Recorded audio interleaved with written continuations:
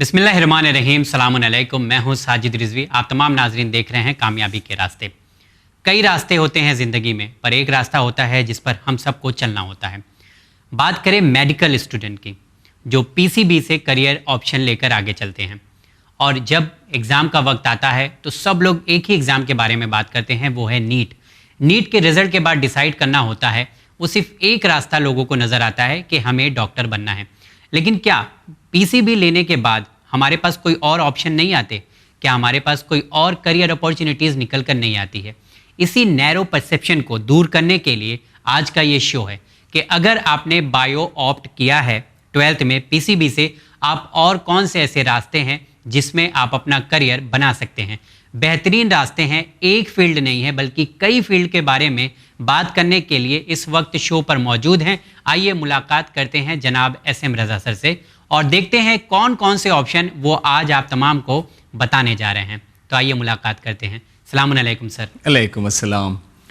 Students को और उनके पेरेंट को सलामुन अलैकुम। अगेन वेलकम है आपका इस शो पे।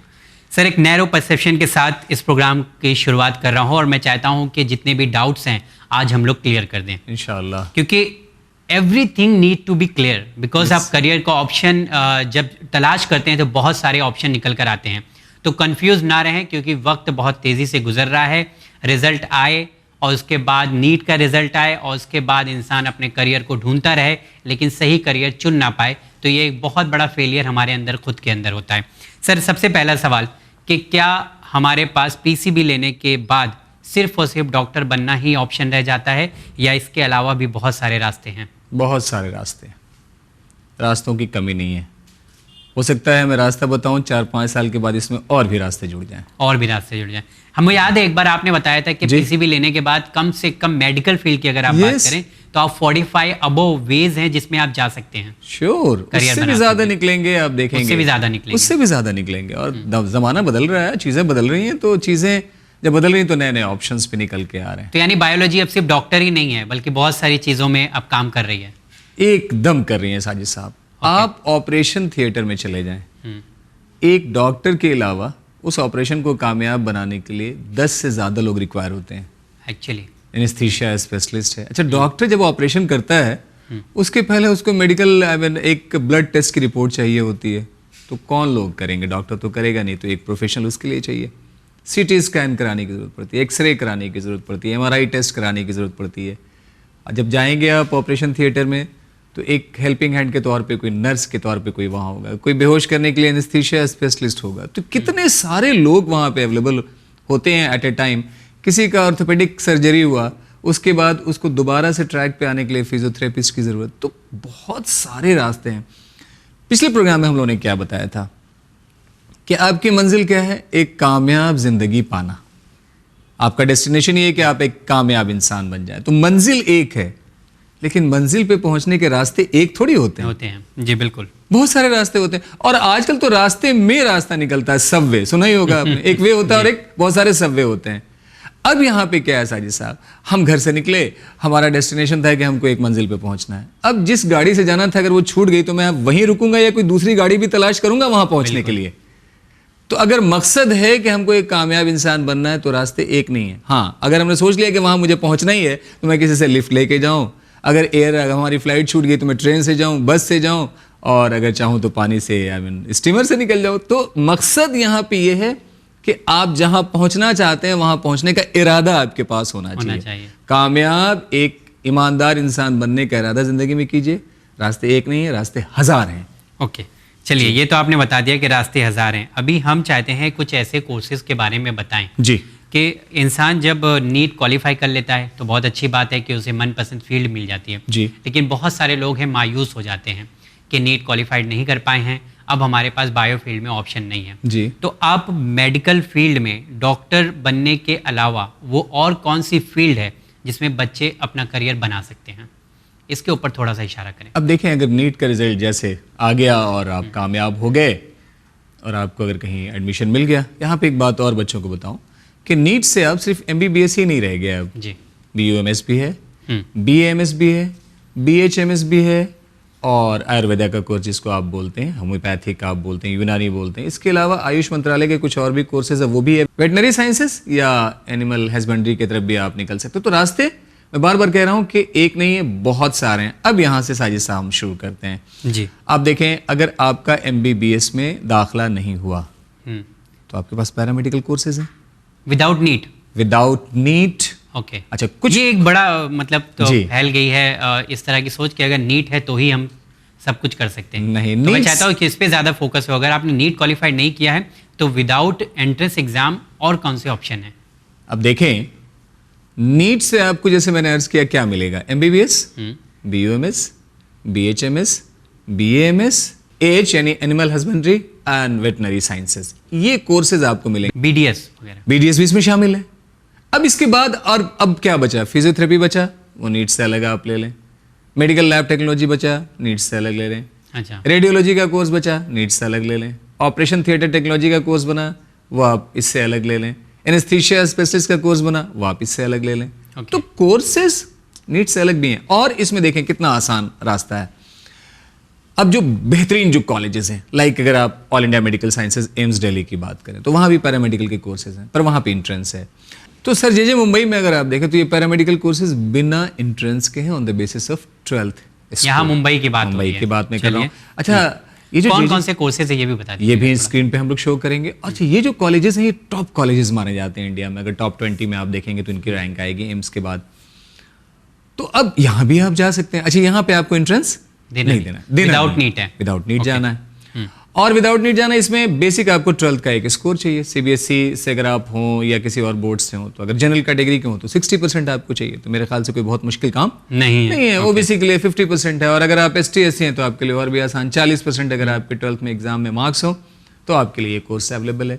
तो ये भी आपके लिए बेहतरीन कोर्स हो सकता है। अच्छा, इन कोर्सेज की एक बात बताऊं, बल्कि मैंने देखा है सर कि कुछ कोर्सेज मतलब ओपन कैटेगरी वालों के लिए तो 50% है जी। लेकिन जैसे PWD है और रिजर्व कैटेगरी के लिए 45% 40% पे यस ऑफ कोर्स 40%। अगर ST में आप हैं, SC ST हैं और बोर्ड में आपके 40% मार्क्स हैं तो आपके लिए जिंदगी वहां रुकी नहीं है। जिंदगी दावत दे रही है आगे बढ़ने के लिए। तो आपको बस पता करना है। अच्छा, दूसरी बात ये है साजिद साहब कि इन कोर्सेज को आप देखें, अब ये जैसे MBBS है 5.5 साल का कोर्स होता है, लेकिन ये कोर्सेज क्या है, ये 4 साल के कोर्स हैं। 3 साल पढ़ना है, 1 साल इंटर्नशिप करना है। 4 साल के बाद आप एक बेहतरीन प्रोफेशनल बन के निकल सकते हैं, जल्दी से आप जॉब में प्लेस भी हो सकते हैं। अब यहाँ पे एक चीज समझने की कोशिश करें, हम इन कोर्सेज को ठीक से समझ नहीं पाते हैं, इनको देख नहीं पाते हैं। इन कोर्सेज में भी आप मास्टर करें, इन कोर्सेज में भी आप रिसर्च करें, इन कोर्सेज में भी आप PhD तक जा सकते हैं। तो कौन कहता है कि आपकी जिंदगी वहीं ठहर जाएगी? हमने फिजियोथेरेपी ले लिया, हमने BPT को यानी फिजियोथेरेपी में हमने बैचलर कोर्स कर लिया, उसका मास्टर कोर्स कर लिया, उसका रिसर्च करके अगर मैं चाहूं तो किसी मेडिकल कॉलेज में उन बच्चों को पढ़ा सकता हूं जो बैचलर ऑफ फिजियोथेरेपी का कोर्स करना चाहते हैं। तो हम प्रोफेसर भी बन सकते हैं। तो कौन कहता है कि अगर आपने PCB लिया और अगर आप डॉक्टर नहीं बने तो आप ऊंचाई तक नहीं पहुंच सकते हैं, बड़े पोस्ट नहीं पा सकते हैं? बड़ा पोस्ट आपका इंतजार कर रहा है, बढ़े। मतलब सोसाइटी में लेकिन वो वेटेज नहीं दिया जाता, यही हम लोग को दूर करना है कि सारे कोर्स जो अगर आपको नीट के जरिए मिल रहे हैं लेकिन विदाउट नीट भी जो मिल रहे हैं वो भी सोसाइटी में उतने ही मायने रखते हैं। श्योर, ये है। देखें, अगर आप डॉक्टर की बात करें, कायदे में अगर आप एकेडमिकली बात करेंगे तो डॉक्टर का मतलब वो इंसान जो PhD होता है, खास तौर से डॉक्टर फिलॉसफी। यहाँ पे एक जहन में बना हुआ है कि डॉक्टर का मतलब MBBS, लेकिन ये जो लोग हैं ये मेडिकल फील्ड के एक तरह से कहा जाए पिलर हैं। अब आप ये बताइए कि एक डॉक्टर को ऑपरेशन करना है तो बेहोश करने के लिए doctor is not a specialist for that. कौन करेगा? Anaesthesia specialist. तो वो भी उतना ही अहम रोल प्ले करता है। एक ऑर्थोपेडिक सर्जन ने ऑर्थोपेडिक सर्जरी कर दी, अब उसके बाद पेशेंट को रिहैबिलिटेट करने के लिए दोबारा से प्रॉपर ट्रैक पे लाने के लिए कौन काम करेगा? फिजियोथेरेपिस्ट। तो देखिए कंट्रीब्यूशन कितना है। बिल्कुल। क्या बीमारी आपके अंदर है, डॉक्टर सबसे पहले कलम उठाता है तो लिखता है ब्लड टेस्ट। इसका मतलब देखें इनकी अहमियत को आप समझे। जो लोग ब्लड टेस्ट करने के प्रोफेशनल्स हैं कितनी ज्यादा अहमियत रखते हैं। किसी को अगर सपोज कीजिए एक सर्जरी करना है, न्यूरो सर्जन अगर है और उसको कहीं ऑपरेशन करना है, तो जब तक वो MRI की रिपोर्ट देखेगा नहीं, MRI की रिपोर्ट के बेस पे ही वो अपना कदम बढ़ाएगा। तो आप सोचें कि जो लोग MRI वगैरह करते होंगे उनकी कितनी समाज में रिक्वायरमेंट है। तो रिक्वायरमेंट है, हर तरह से है। आंख खोलिए और चीज़ों को विजुलाइज करने की कोशिश कीजिए। ओके चलिए, अभी समय को ज़्यादा हम लोग वो नहीं करें। मैं चाहता हूँ कि वो बेस्ट कोर्सेज आप बता दें जी। जो विदाउट नीट हम लोग ऑप्ट कर सकते हैं। तो स्क्रीन पे देखें, कुछ उनमें से कोर्सेज मैं कह रहा हूँ, सारे नहीं कह रहा हूँ कि सारे की लिस्ट अगर गिनाई जाए तो बहुत बड़ी होगी। कुछ पॉपुलर मैं कोर्सेज आपके सामने रख रहा हूँ स्क्रीन पे। तो आप देखें यहाँ पे मैं स्क्रीन पे आपको ये सारे पैरामेडिकल कोर्सेज जो बैचलर कोर्सेज हैं इनके बारे में बता रहा हूँ। और ये कोर्स जैसे मैंने बताया कि 3 साल और 1 साल इंटर्नशिप, 4 साल में आप इस कोर्स को करके निकल सकते हैं। कुछ नाम मैं ले रहा हूँ आपके सामने। मेडिकल लैब टेक्नोलॉजी यानी लैबोरेटरी टेक्नोलॉजी में आप कोर्स कर सकते हैं। रेडियोग्राफी है, रेडियोथेरेपी है, कार्डियोलॉजी है, न्यूरोलॉजी, ब्लड ट्रांसफ्यूज़न, ऑप्टोमेट्री, इस पे हम लोगों ने प्रोग्राम भी किया था, बीएससी ऑप्टोमेट्री, ये एम्स में भी मौजूद है। उसके बाद ऑपरेशन थिएटर टेक्नोलॉजी, ये भी एक पैरामेडिकल का बहुत बेहतरीन कोर्स है। एंडोस्कोपी, इस पे भी आप, इस फील्ड में भी आप जा सकते हैं। Community medicine, forensic medicine, perfusion technician and emergency medicine. तो ये तकरीबन हमने 13 नेम यहाँ पे स्क्रीन पे शो किए हैं, लेकिन ये 13 नहीं, अगर आप और सर्च करेंगे तो इससे ज़्यादा भी मैं समझता हूँ कि इसके लिए तकरीबन 30 के आसपास जाके ख़त्म होती है। तो इंशाल्लाह और भी जितने बचे हुए कोर्सेज़ हैं हम लोग प्रोग्राम में बारी बारी बताते रहेंगे। तो ये सारे कोर्सेज़ मैंने रखा है। अगर आप MBBS यानी आपका नीट में सिलेक्शन नहीं होता है तो इनमें से कोई भी कोर्स आप ऑप्ट कर सकते हैं, बेहतरीन इसमें फ्यूचर आपको मिलेगा।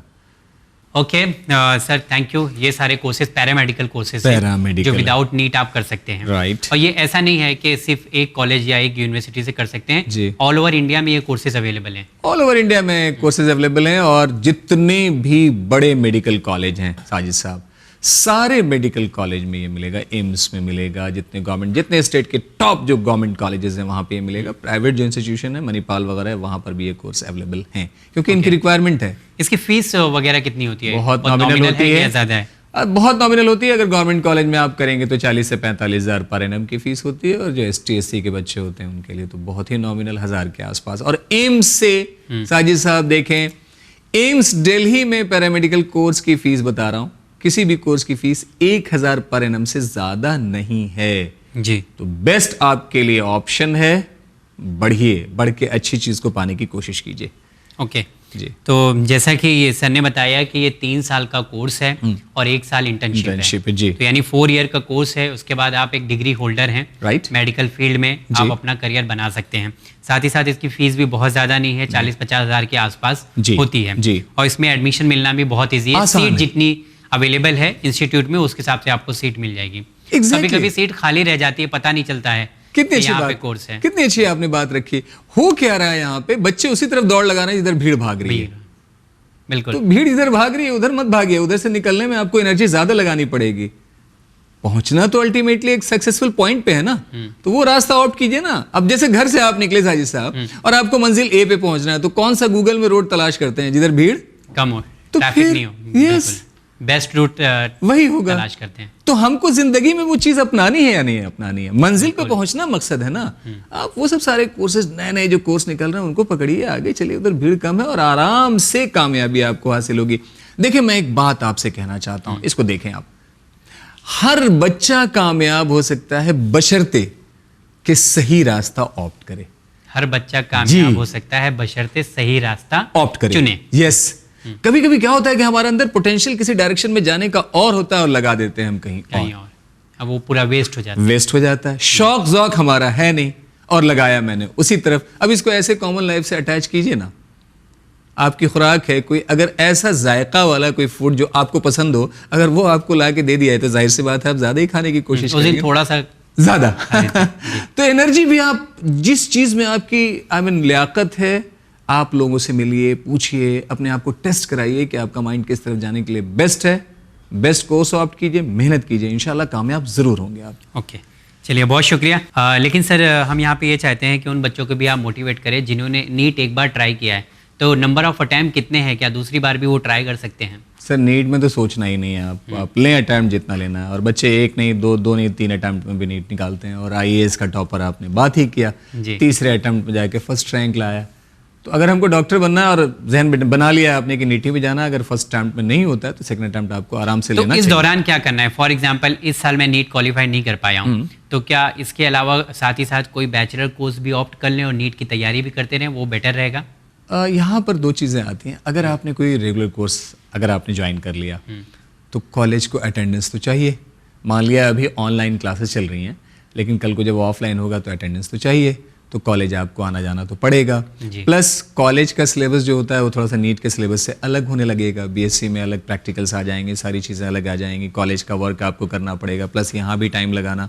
तो वहाँ पे कभी कभी क्या होता है कि आपकी तैयारी किसी ना किसी जगह हैम्पर ज़रूर होती है। तो इसीलिए बार बार हम लोग कहते हैं कि मकसद क्या है वो आपको डिसाइड होना चाहिए। ओके, अगर टाइम लगता वेस्ट है ना करें, ऐसा मतलब ऐसा। Yes, concentrate to the point आपको काम करना है। अपनी एनर्जी को आप समेटिए और वहां लगाइए जो चीज आप पाना चाहते हैं। 10 तरफ आपको लगाने की जरूरत नहीं है। ओके, कंसंट्रेट करें अपने आप को। जी, अगर श्योर है कि आपको डॉक्टर बनना है और नीट क्वालिफाई करना है तो आप इसी पे ही लगे रहें, एकदम लगे साल। हैं। जी जी जी, तो इधर उधर जाने की जरूरत नहीं है। एक अटेम्प्ट तो लेना चाहिए, लेकिन वो अटेम्प्ट लेने में साजिद साहब ईमानदारी बरतना बहुत जरूरी है। ऐसा टाइम पास ना हो जाए कि मैं बस तैयारी कर रहा हूँ। नहीं, एकदम वो नहीं होना चाहिए। और आज का ज़माना है, आपको पता ही चल रहा है कंपटीशन कितना है और मेरिट कितनी। हाँ, क्योंकि लोग आगे निकल जाएंगे, आप वहीं पे तैयारी करते करते रह जाएंगे। आप अच्छे से तैयारी करना, जैसा आपने कहा है। जी एकदम। ओके, एक बात बताए ना, जो इंसान खुद अपने आप के लिए ईमानदार नहीं बन सकता है वो दूसरों के लिए क्या बन सकता है? राइट। तो अगर हमने अपना फ्यूचर तलाश करना शुरू किया तो हमको अपने साथ ईमानदारी बरतनी है और मेहनत करना है। बिल्कुल जी। ओके, चलिए एक चीज़ और मैं यहाँ पे चाहूँगा कि अब बहुत सारे हैं कि फैमिली वाले का भी प्रेशर होता है कि मुझे अपने बच्चे को इस फील्ड में लेके आना है, तो मैं चाहता हूँ कि मतलब डॉक्टर बनना है या कोई और फील्ड में जाना है, तो यहाँ पे माँ बाप की रजामंदी या बच्चे का इंटरेस्ट क्या ज़्यादा इम्पोर्टेंट है? देखिए, यहाँ पर पेरेंट्स से मैं ख़ास तौर से मुखातिब हो रहा हूँ आज के दौर को देखते हुए, बिकॉज आजकल बहुत ज़्यादा दोनों में दूरियाँ पैदा हो रही हैं करियर को लेकर। दोनों तरफ अगर आप देखें तो दोनों तरफ सोचने समझने की ज़रूरत है। बच्चों को सोचना है कि जो उनके पेरेंट हैं उन्होंने दुनिया ज़्यादा देखी है, उन्होंने समाज देखा है, सारी चीज़ों को देखा है, तो उनके अंदर एक्सपीरियंस ज़्यादा है। पेरेंट्स को क्या सोचना है कि कोई भी चीज़ बच्चे को जब दें तो बच्चे की लियाकत का अंदाज़ा आप कर लें, कैपेबल है कि नहीं, कैपेबल है कि नहीं है। मैं माओ से आपके ज़रिए मुखातिब होना चाहता हूँ। आप मुझे बताएं कि मैं घर में कौन सा डिश प्रिपेयर करना चाहती हैं अपने बच्चे के लिए जिसको वो शौक से खाता है, क्योंकि वो दिल में होता है ना कि ये अगर मैं बनाऊं तो बच्चा हमारा ज़्यादा खाएगा, उसकी सेहत ज़्यादा अच्छी होगी।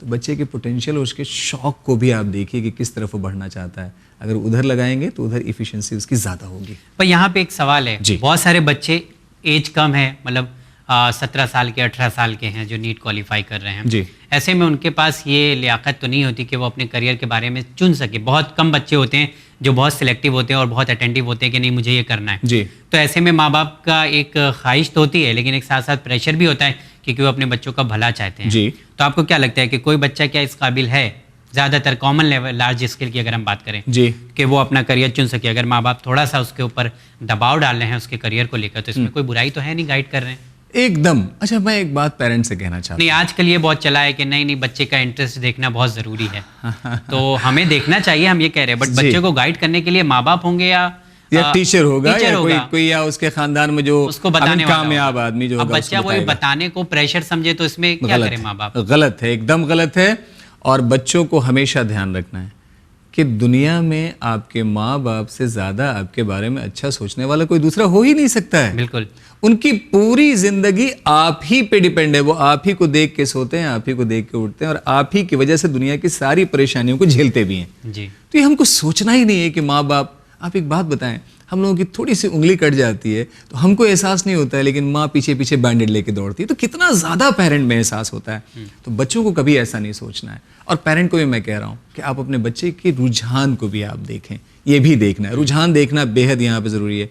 आप मुझे बताएं, कहीं रिश्ते के लिए अगर कुछ लोग जाते हैं तो कुछ लोग हैं जिनको स्पेशली ले जाया जाता है कि आप जाके देखें और जिस बच्चे से रिश्ता होना उसको परख लें आप, तो आप वहाँ जाते हैं और जाके परखने की कोशिश करते हैं। लेकिन घर में अगर 12 साल 13 साल आप अपने बच्चे के साथ रहते हैं और तब उसके रुझान को अगर आप कहीं नहीं परख पाएँ तो क्वेश्चन तो राइज होता है। बिल्कुल बिल्कुल। क्वेश्चन तो राइज होता है। तो आपको परखना है अपने बच्चे को, देखना है उसका रुझान क्या है, किस तरफ जाना चाहता है, दुनिया कैसे बदल रही है, क्योंकि अल्टीमेटली आपका फ्यूचर वही है, वही आपका इन्वेस्टमेंट है। तो एकदम आप अटेंटिव रहें। नहीं, एक एग्जाम्पल ये भी दिया जाता है कि पहले के लोगों के पास करियर ऑप्शन इतने ज़्यादा नहीं थे जी, लेकिन उस वक्त लोग पढ़ाई करते थे और माँ बाप उनको पूरा सपोर्ट करते थे जी, और माँ बाप के कहने को वो बहुत अहमियत देते थे। लेकिन आज जब से ये करियर ऑप्शन और करियर अपॉर्चुनिटी ज़्यादा आ गई है, इसमें बच्चे बहुत डाइवर्ट हो गए, क्योंकि बहुत सारे बच्चे ऐसा फैसला लेते हैं जो उनके फ्रेंड्स ले रहे होते हैं, जी, जो उनके दोस्त ले रहे होते जी, हैं। तो उसमें माँ बाप भी कंफ्यूज हो जाते हैं कि नहीं, अब मेरे बच्चे का इंटरेस्ट इधर आ गया है, हाँ, तो इधर जाने दो। तो ये शायद बहुत कॉम्प्लिकेटेड सिचुएशन नहीं हो गई है? एकदम है। लेकिन इससे बचना भी है साजिद साहब। एक सवाल आप मुझे बताएं कि स्कूल में पीटीएम क्यों रखी जाती है? कि आप टाइम टू टाइम 3-3 महीने 2-2 महीने पे अपने बच्चे के फेस को आप देखते जाएं। मैंने तो ऐसे पेरेंट देखे हैं जो इनिशियल से फाइनल अपने बच्चे का एक पीटीएम नहीं छोड़ते हैं, उनको अपने बच्चे की एक एक प्रोग्रेस पता होती है। ऐसे पेरेंट कभी भी डिसीजन लेने में परेशान नहीं होते, नहीं होते हैं, एकदम नहीं होते हैं, क्योंकि आप बहुत क्लोजली अपने बच्चे को वॉच कर रहे हैं, देख रहे हैं कि किस सब्जेक्ट में बच्चा किधर भाग रहा है। अब आप एक बात बताइए, आपके बच्चे हैं सपोज और आप हर पीटीएम में जा रहे हैं और 12वीं क्लास तक गए और साल में 4 पीटीएम में, तो 48 पीटीएम आपने अटेंड किया ना, तो 48 टाइम्स आपके बच्चे का प्रोग्रेस आपके सामने आया कि नहीं आया? तो जब 48 कमेंट आएगा तो उसमें से आप कहीं ना कहीं कोई अच्छा डिसीजन लेने की पोजीशन में होंगे या नहीं होंगे? एकदम होंगे। अच्छा सर, एक और चीज़ में थोड़ा सा हम लोग बात कर रहे हैं, बिकॉज बात करना बहुत ज़रूरी है किसी के करियर। एक बच्चा है जो अब अड़ गया है, जिद कर रहा है कि नहीं मुझे ये सब्जेक्ट ही लेना है, जी, मैं इसमें ही कामयाब होऊंगा। तो अब माँ बाप को अपने आप को सेटिस्फाई करना है, चलो मैं ये फील्ड में चाह रहा था लेकिन ये बच्चा इसमें नहीं आ रहा है, ये फील्ड में जाना चाहता है, तो अब माँ बाप कैसे सेटिस्फाइड होंगे कि ये बच्चे जो इंटरेस्ट दिखा रहा है बच्चा, ये इसमें आगे निकल जाएगा? ये इसका भी कोई रास्ता है? देखें, पेयर प्रेशर तो होता ही है। बच्चे, बहुत सारे बच्चे दोस्त यारों के कहने पे, आपने भी एक प्रोग्राम में इसका जिक्र किया ही था कि फलां ये कर रहा है तो हम ये भी कर लें, है ना? तो इस तरह से बच्चे डेविएट तो होते हैं, इससे इनकार नहीं किया जा सकता है। अब यही तो जिम्मेदारी बनती है हमारी कि हम किसी तरह से उसको ये समझाने की कोशिश करें कि तुम्हारे लिए यही सही है, ये सही नहीं है। मेरा सवाल है कि बच्चे की चॉइस से माँ बाप कैसे सेटिस्फाइड हो? हाँ, अब बच्चे की चॉइस से आपने पूछा कि माँ बाप कैसे सेटिस्फाई हो, तो अब यहाँ पे अगर पढ़ा लिखा माँ बाप है तो डेफिनेटली उस कोर्स के बारे में पहले सर्च करना शुरू करेगा। अगर मेरा बच्चा इस कोर्स में जाता है तो इसमें फ्यूचर ऑप्शन क्या है, नंबर 1। दूसरा, ये देखने की कोशिश करेगा कि जो उसमें पढ़ना है उस सब्जेक्ट में इसका इंटरेस्ट है भी या नहीं। पता चला ऐसा कोई सब्जेक्ट आपने बच्चे को ऑप्ट कराया जिसमें मैथमेटिक्स आगे जाके ज़्यादा इस्तेमाल होनी है और बच्चे का मैथ्स ही वीक है, तो आगे जाके बच्चा कहीं ना कहीं परेशान होगा। एक एग्जांपल यहाँ पे मैं रखूँ, BCA एक कोर्स होता है, bachelor in computer application, right sir? इसमें 12th वाला बच्चा आगे चल के एडमिशन लेता है। जनरली हमने क्या देखा है कि बच्चा कॉमर्स विदाउट मैथ्स है और वो BCA ऑप्ट कर लेता है, और BCA फर्स्ट ईयर में मैथ्स आती है जो 12th से ऊपर वाली मैथ्स होती है। तो बताइए वहाँ बच्चा परेशान होगा या नहीं होगा? नहीं होगा। बराबर। तो अब पेरेंट की भी, अगर पढ़े लिखे आप पेरेंट हैं तो आप इन सारी चीज़ों को देखें, बच्चे के पीछे के मार्क्स को देखें, उसको समझाने की कोशिश करें, उसको बताएं, आप प्रैक्टिकली रखें कि ये जो कोर्स तुम करने जा रहे हो इसमें ये टॉपिक आएगा, पीछे से इस टॉपिक में तुम उतने स्ट्रांग नहीं हो, आगे चल के तुमको परेशानी आएगी। जब ये कोर्स करोगे, परसेंटेज अच्छी नहीं बनेगी तो प्लेसमेंट भी आपका प्रॉपर नहीं होगा और वहां से फिर बैक आने का आपके पास कोई चांस नहीं है। तो बच्चे से एक टेबल बैठ के बात करने की जरूरत है। और साथ साथ आप बार बार कह ही रहे हैं कि बच्चों को भी समझना है कि वालिदैन या जो अच्छे जो प्रोफेशनल हैं आपकी फैमिली में वो आपका बेहतर सोच सकते हैं, इसीलिए कोई बेटर आपको एडवाइस देने की कोशिश कर रहे हैं। ठीक है, अहरे गहरों से एडवाइस के बारे में आपका क्या ख्याल है? कुछ नहीं, खानदान में, घर में और पड़ोस में ऐसे ही लोग अक्सर एडवाइस करते हैं जी, जो दूसरों को देखे होते हैं, तो ये कर लो वाला, इस पे क्या कहना चाहेंगे? भाई हिंदुस्तान में तो आप देखेंगे यही तो बदकिस्मती है, कहीं नुक्कड़ पे अगर 10 लोग खड़े होकर चाय पी रहे होंगे और जब वहां पे किसी भी टॉपिक पे बात करेंगे तो ऐसा कोई भी शख्स नहीं होगा जो उस टॉपिक पे नहीं बोल सके, नहीं बोल तो चाहे वो हर एक बताएगा कि I am best in this field, या तो चाहे वो उस फील्ड में रहा हो या नहीं रहा हो, तो आपको अब डिसाइड करना। आप एक बात बताएं, अगर मुझे प्रॉब्लम है सपोज ऑर्थोपेडिक की, तो मैं कार्डियोलॉजिस्ट के पास जाऊंगा या ऑर्थोपेडिक्स वाले के पास जाऊंगा? इतनी तो अल्लाह ने जहन दी है ना।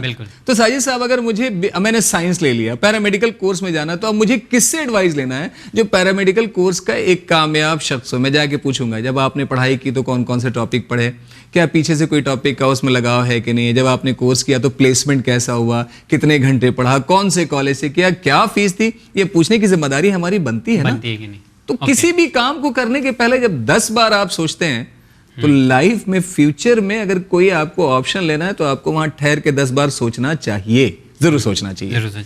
चलिए ये तो सर आपने पैरा मेडिकल कोर्स के बारे में बता दिया और करियर कैसे सिलेक्ट करना है इसके बारे में बता दिया है। एक साजिद साहब यहाँ पे एग्जाम्पल और जोड़ रहा हूँ, थोड़ा सा कॉमन लाइफ का एग्जाम्पल है। फैमिली में अगर किसी बच्ची की कहीं शादी करनी है तो बाप कितनी बार इंक्वायर करता है, लड़के का खानदान कैसा है, इनके फलां कैसे, लड़का क्या क्या क्या। और जहाँ बच्चों का फ्यूचर बनना है वहाँ पे आपको 10 इंक्वायरी करना बनता है कि नहीं बनता है, तो करना चाहिए, करना चाहिए, एकदम करना चाहिए। ये बात आपने सही कहा है कि जब हम, वो भी जिंदगी का सवाल है, ये भी जिंदगी का सवाल है। यस, ये तो और ज्यादा अहम जिंदगी और ज्यादा अहम जिंदगी है, बिकॉज इसमें वक्त चला जाएगा तो फिर आप कर नहीं सकते। और इसी से तो आपकी पहचान समाज में बननी है। आप एक कामयाब प्रोफेशनल है तो आपकी जिंदगी अच्छी है, कामयाब प्रोफेशनल नहीं है तो आगे की सारी चीजें आपकी फिर बिगड़ती ही जाएंगी। तो इसमें यहाँ पे ठहर के फैसला करना जरूरी है। बैठिए, अपने रिश्तेदारों से मिलिए, जो लोग कामयाब उनसे पूछिए, बच्चे का रुझान देखिए, उनके टीचर से मिलिए, क्या बच्चे का प्रोग्रेस सब्जेक्ट में है वो जानने की कोशिश कीजिए, जो कोर्स कराना है। अब हमने ऐसा कोर्स ले लिया, सपोज मेरा बच्चा 10th में है, साजिद साहब महसूस करें, ठीक, अब मुझे अपने बच्चे को इंजीनियरिंग करानी है, ठीक है सर, तो 2 साल 12th, 4 साल इंजीनियरिंग, 6 साल, 7वें साल जॉब में आएगा। अब मैंने आज बिठा लिया माइंड में कि मुझे ए ब्रांच में इंजीनियरिंग करानी है, क्या पता है कि 7 साल के बाद उस ब्रांच की कोई दुनिया में नीड ही नहीं हो, कोई डिमांड ही नहीं हो, तब हमारा फैसला कैसा होगा? बिल्कुल। तो हमको सोचना है यहाँ पे ठहर के कि आने वाले टाइम के बाद जब ये बच्चा आएगा मैदाने, यानी नौकरी की तरफ जब बढ़ेगा, अपनी इस तमाम चीज़ों को तय करता हुआ, तो उस वक्त उसके पास करियर ऑप्शन क्या होगा, ये सोचने की जिम्मेदारी है और सोचना भी चाहिए। ओके, चलिए, बहुत शुक्रिया। बहुत सारी बातें हैं और बहुत सारी बातों का जवाब आप तक पहुंचाना भी है, जी, सवालों का जवाब जी, और पहुंचना बहुत ज़रूरी है, क्योंकि हम लोग कहते हैं ज़माना बदल रहा है तो क्यों नहीं अपनी सोच हम बदल रहे हैं। ठीक है, इसमें जानना ज़रूरी है कि क्या बच्चे का इंटरेस्ट है, ये भी जानना ज़रूरी है, और क्या क्या करियर ऑप्शन निकल कर आते हैं। सर, जैसा कि आपने पैरामेडिकल्स के बारे में बताया है, लेकिन बैचलर कोर्स की तरफ भी लोग बायो से पढ़ते हैं, तो मैं चाहता हूँ इसके बारे में थोड़ा सा बताएं, क्योंकि अगले एपिसोड में और डिटेल में डिस्कस करेंगे। सर, हमने अगर पैरामेडिकल कोर्स नहीं किया तो आप ये बताएं कि कॉलेज में कोई बॉटनी या जूलॉजी का प्रोफेसर भी तो होगा ना जी, जिनसे आपने 11th 12th में बॉटनी जूलॉजी पढ़ा होगा, उसका भी तो कोई टीचर होगा ना। तो आप बीएससी करके, बीएड करके स्कूल के टीचर बन जाएं। आप एमएससी कर लें, बायो के कोई भी टॉपिक ले लें, बॉटनी ले लें, जूलॉजी ले लें, एमएससी कर लें, उसके बाद पीएचडी करके कॉलेज में प्रोफेसर बन जाएं। आपने शुभम कुमार का पिछले एपिसोड में जिक्र किया, आप बीएससी बायो करके यूपीएससी सिविल सर्विसेज दे दें, कर सकते हैं, ये भी कर एक सकते हैं। या आप बीएससी बायो करके बैंक का पीओ का एग्जाम, बैंक में मैनेजर आप बन सकते हैं, रेलवे के नॉन टेक्निकल पोस्ट पे जा सकते हैं, स्टेट गवर्नमेंट की जितनी सारी वैकेंसीज निकल सकती हैं उसमें आप फिल कर सकते हैं। तो कौन कहता है कि ऑप्शन नहीं है? और एग्रीकल्चर की तरफ आपने, एग्रीकल्चर साइंसेज आप देख लें, हॉर्टिकल्चर की तरफ निकल जाए, फिशरीज, टेक्नोलॉजी, फूड टेक्नोलॉजी, ये सब इसी का पार्ट है शायद, माइक्रोबायोलॉजी की तरफ आप निकल जाएं, फिशरीज के बारे में निकल जाएं। देखिए, अभी क्या हो रहा है कि कुछ ऐसे कोर्सेज हैं जिनको प्रमोट करने के लिए गवर्नमेंट बहुत ज्यादा एक्टिव मोड में है। जैसे हमने बीएससी फिशरीज से कर लिया और मास्टर कर लिया, तो गवर्नमेंट आपको पैसा प्रोवाइड करेगी कि आप मछली पालन का बेहतरीन एक प्रोजेक्ट शुरू कर सकते हैं। उसके लिए बैंक आपको फाइनेंस करेगा वेरी लो इंटरेस्ट पे। तो आप बीएससी फिशरीज, एमएससी फिशरीज करके आप एक बेहतरीन एंटरप्रेन्योर भी आप बन सकते हैं। तो क्या परेशानी है? तो कौन कहता है रास्ता नहीं है? रास्ता बहुत है जी। चलिए, बहुत शुक्रिया, क्योंकि अभी बहुत सारे ऐसे सवाल हैं जिसकी ज़रूरत है कि उसका जवाब दिया जाए। अगर आपके पास भी कोई सवाल है तो परेशान होने की ज़रूरत नहीं है, सर यहाँ पे मौजूद हैं, अगले एपिसोड में उसका जवाब दे सकते हैं। एक टेक्निकल कोर्स के बारे में, जैसे आप कहते हैं कि आने वाले टाइम में, देखिए इसको ज़रा टेक्निकली सोचिएगा। बच्चों की ज़ुबान साजिद साहब जल्दी समझते हैं। आप देखें, दो छोटे बच्चों को अगर आपस में बिठा दें, 3-4 साल के बच्चों को, तो वो आपस में अपनी ज़ुबान भी बहुत अच्छे समझते हैं और ठीक से बोल भी लेते हैं। इस कोविड का एक साइड इफेक्ट आपको बता रहा हूँ, बच्चे एकदम आइसोलेट हो गए हैं। बच्चों के अंदर आने वाले टाइम में जो इस लॉट के बच्चे जिनकी पैदाइश 2018, 19, 20 की है, उन बच्चों की स्पीकिंग कैपेबिलिटी पे भी बहुत ज़्यादा परेशानी आ रही है। बच्चे एक्सप्रेस नहीं कर पा रहे हैं। ऑडियोलॉजी, यस, और ऑडियोलॉजी एंड स्पीच थेरेपी का कोर्स, ये भी बायो आप 12 करके आप ये भी कोर्स कर सकते हैं। तो ये सब चीज़ें उभरने वाली हैं, इसकी नीड ज़्यादा बढ़ने वाली है। बढ़िए इसकी तरफ बढ़िए। ऐसे कई और कोर्स हैं जिसके बारे में बात करेंगे हम लोग इंशाल्लाह आने वाले दिन में।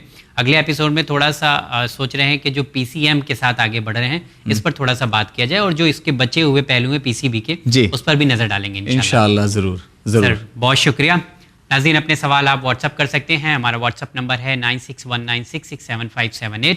साथ ही ईमेल भी कर सकते हैं binislam@gmail.com। इस शो के ज़रिए आपको जवाब इंशाल्लाह दिया जाएगा। और अगले एपिसोड में हम लोग कोशिश ये करेंगे कि अगर आपने PCM लिया है यानी फिज़िक्स, केमिस्ट्री एंड मैथ्स, तो अगर आप इंजीनियरिंग फील्ड में जाना चाहते हैं तो उसमें जाएं, लेकिन उसके अलावा अगर मैथ के साथ और कुछ ऑप्शन निकल कर आते हैं सामने, तो वो कौन कौन से ऑप्शन है जिसमें आप आगे बढ़ सकते हैं, इस पर हम लोग गुफ्तगू करेंगे। देखते रहिए चैनल में। बहुत बहुत शुक्रिया।